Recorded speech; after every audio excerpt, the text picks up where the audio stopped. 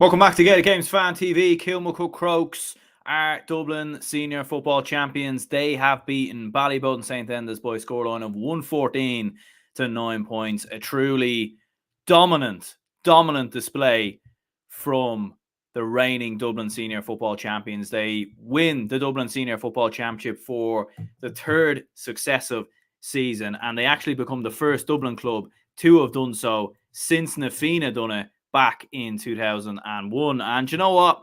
That was a sensational performance, an absolutely sensational performance from Kilmacud Crokes. Look, I've been pretty open. I backed Ballybowden St Enda's coming into this game. I thought Ballybowden had a bit more firepower. I thought Ballybowden were the side who were coming in better form, considering how dominant they looked throughout the majority of the Dublin Championship. You know, beating teams by 13 points, 5 points, 8 points. And Kilmacud Crokes looked quite vulnerable coming into this game. But from start to finish, it was an absolute exhibition. And do you know what? Kilmacud Crokes played like a team who had the bit between their teeth. They played like a team who wanted to prove a lot of the doubters wrong. You know, and in most people's eyes, Ballybowden were coming in as the bookies' favourites, which, look, I backed Ballybowden St Enda's, but in many ways, I still would have looked at Crokes probably as the slight favourites, just because of obviously what they've done in the past, what they've done last year. And because of the firepower and team and players that they have. But they were just absolutely sensational. Like, Ballybowden St Enda's never led in the game. Kilmacud Crokes dominate from the early stages. In the first half, you know, it was tit for tat. Both sides were settling into the game. Crokes built up a 2-point lead. Then Ballybowden fought back to draw the game level again. But the more the game went on, the more Kilmacud Crokes started to assert their dominance. And you know, the most impressive thing for me about Kilmacud Crokes is how, like, they all just work in packs. They work in numbers. Like, they'll get so many men behind the ball at different stages of the match. They'll then break with pace. They'll keep the ball for large parts, frustrating the opposition. And the control that they have over games is just, you know, immeasurable in many ways. And Ballybowden just didn't have an answer for it. It was as simple as that. Kilmacud Crokes around midfield were far better. Michael O'Leary, Rory O'Carroll was very good. Michael Darren McCauley, I thought, struggled. He was taken off at half time. He got a yellow in the first half, gave the ball away in a couple of occasions, lost the ball right before the end of the first half. And Kilmacud Crokes were a little bit unlucky not to get a goal from the chance. It was actually a good save from the Ballybowden goalkeeper in the end. But fair play to Crokes. Look, they dominated. Like, Ballybowden did all right on their own kickouts at different stages and won the ball. You know, I thought Keane Darcy looked all right, but generally Crokes were dominant. They were quicker, they were sharper, they were more aggressive in the tackle, they moved the ball quicker. And tactically, they got this game absolutely spot on. Like, even in the second half, they allowed Ballybowden to come onto them. You know, once Crokes built a 3-4 point lead up, you were looking at it and thinking, this is going to be tough for Ballybowden, because Bowden had to chase the game. They had to take chances. They had to take risks. And the more they done that, the more they left themselves exposed. And, you know, Robbie Brennan played an absolute blinder, the Kilmacud Crokes manager, because he kept Walsh up top. And when Crokes would win the ball back, they'd play it, you know, they swiftly move the ball further up the field into Shane Walsh. And he was just able to do the damage on the counter-attack. And, like, that goal was, you know, beyond world class in many ways. Like, that was an absolutely sensational goal, like, you know, making his opposition man dizzy, didn't know which way he was going, hits it with his left boot into the top corner. It was a tough enough finish. You could have thought maybe he would have even went for a point from there, but that was a sensational goal. And from there, Ballybowden did not have an answer. And, you know, it's one of them, like, I don't think Ballybowden were terrible, or, like, I don't think in the first half they were, you know, it was 2 points at half time. I thought Ballybowden would have been happy enough with that, considering Crokes missed the big goal chance right before that, and then Shane Walsh missed the result on 45. But Ballybowden didn't have an answer in the second half, and the more Crokes started to dominate and the more they started to build up a lead, Ballybowden started getting a bit more sloppy. They started struggling moving the ball, and they struggled in more ways than one, really, to create chances. And I thought they panicked a little bit in many ways, and they just didn't have a plan B. They didn't have a plan B at all for what Crokes had. And, you know, I think there's an old saying, everyone has a plan until they get punched in the face, and Ballybowden did not have a plan when they did get punched in the face. And yeah, it was a serious performance in the end from Kilmacud Crokes. Like, to play that good against a very good side Do you know, like, I don't think anyone's beaten them this year now. I really don't. I think they'll go the whole way and win the All-Ireland. I think I said that during the week. Um, and I would stand by that statement now, even though like I backed Ballyboden to win it. But looking at it now, I don't think anyone can stop them. Like Paul Mannion was very good as well, 3 points. And like in terms of accuracy in front of goal, they mustn't have missed too many chances. Maybe one or two wides, but they were just superbly dominant in every area of the field. Aidan Jones was brilliant. Midfield. There was some moments in the first half where they lost a couple of kickouts. Michael Darragh Macaulay won a few, and Cian Darcy won a few. But even at that, though, Ballyboden didn't really capitalise on that. They would win the ball and then they would go backwards. They wouldn't really move the ball quick enough. And I think aside from Colm and Ryan Basquel, they couldn't get their other forwards in the game. Warren Egan wasn't really in it. Ryan O'Dwyer, who's had a very good campaign up until this point, wasn't really in it. And actually, when you look at it, they just had 3 scores, Ballyboden. Colm Basquel with 3, Ryan Basquel with 3, and Ross McGarry, who scored a couple of points late on at the end of the second half. And Ballyboden struggled. They really, really did. But you have to give credit to Crokes because that was a serious performance. Like that was very, very good. To be honest with you, I'd say that was as good as I've seen.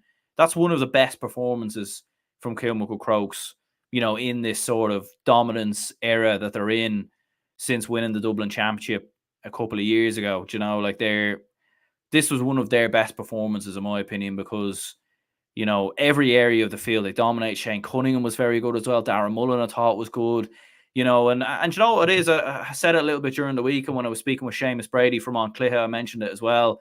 Kilmacud Crokes had their scare moment against Raheny.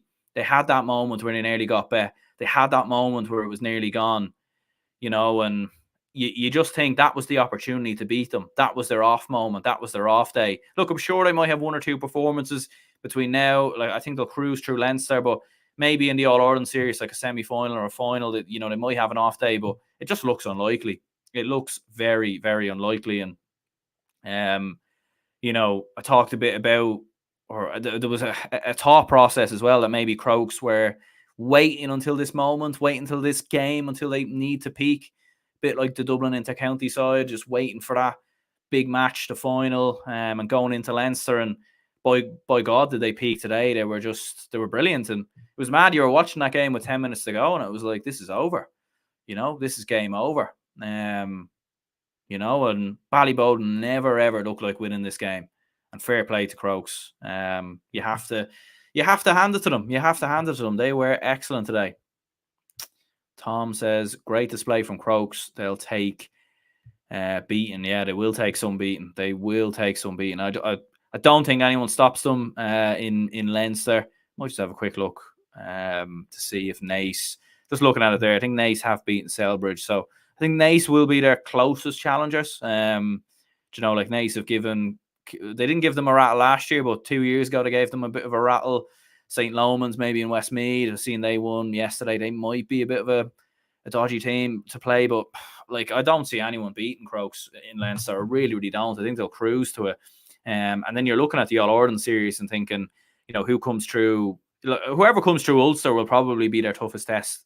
Maybe the Galway champions, Mike Cullen, Corofin, one of them two might be the big challenge. But it was dominance, absolute dominance from Crokes. Porrick says, I'm surprised you went for Ballyboden. Kilmacud, like Dublin, they win when it matters.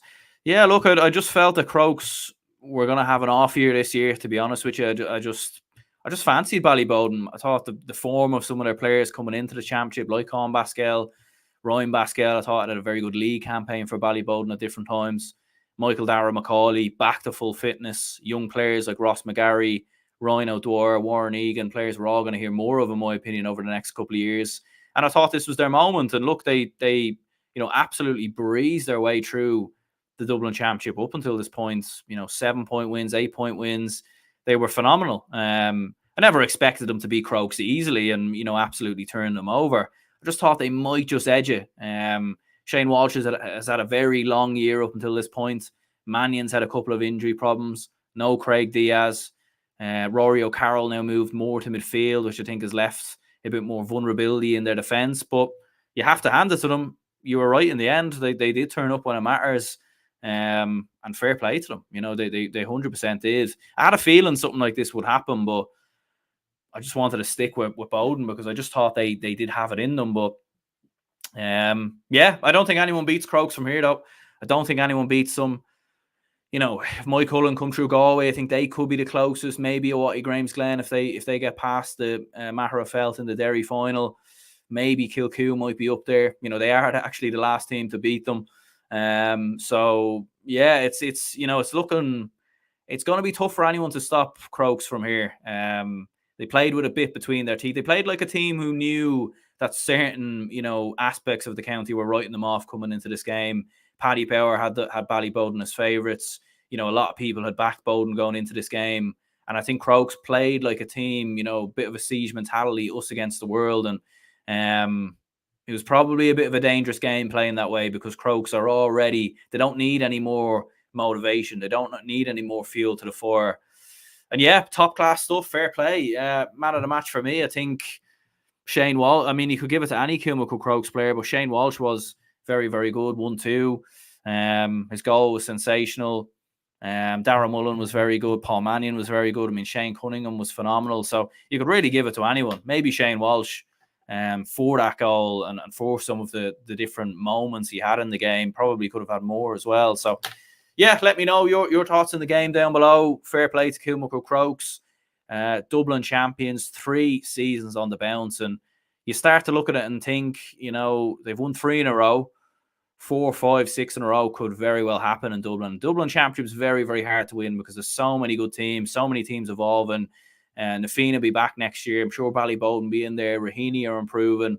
Vincent's are improving. But it's very, very hard to see anyone stop the Crokes steam train right now. So there we go. Yeah, leave a like, subscribe, all that good stuff. We'll be reviewing all the club action tomorrow evening at some point, so stay tuned for that. And speak to you all soon.